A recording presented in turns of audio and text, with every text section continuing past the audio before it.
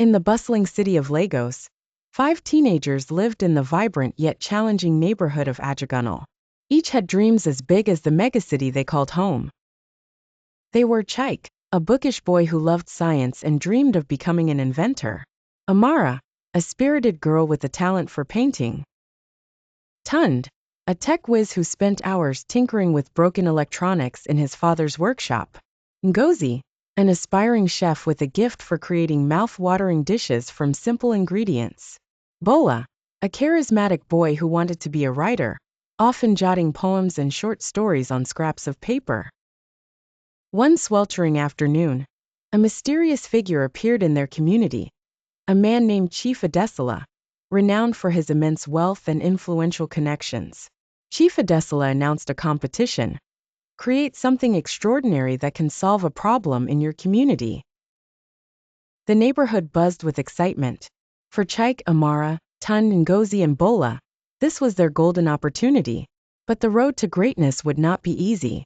As they brainstormed ideas, an unexpected rival emerged, Dayo, a cunning teenager from a neighboring community. Dayo had a reputation for stealing ideas. His involvement added a layer of tension. He vowed to win at all costs, even if it meant sabotaging the others. One evening, as the friends gathered to finalize their project ideas, they discovered Tunde's prototype had been tampered with. Suspicion pointed to Dayo, but there was no proof. The group decided to keep working, their determination unwavering. Chike proposed an idea, combining their talents to create a single project. If we pool our skills, we can create something truly remarkable, he said. The others agreed, and together they devised a plan.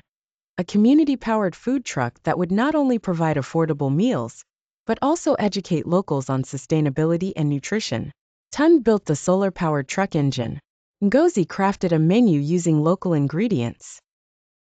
Amara designed the truck's vibrant artwork, reflecting the heart of Ajegunle. Bola wrote promotional materials and a touching story about their project's purpose. Chike created a water filtration system to ensure clean water for cooking and drinking.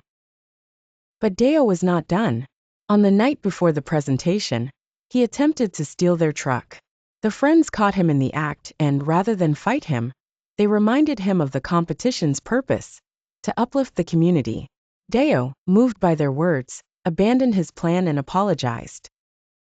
The day of the competition arrived. The friends, nervous but excited, presented their project to Chief Adesola and a panel of judges.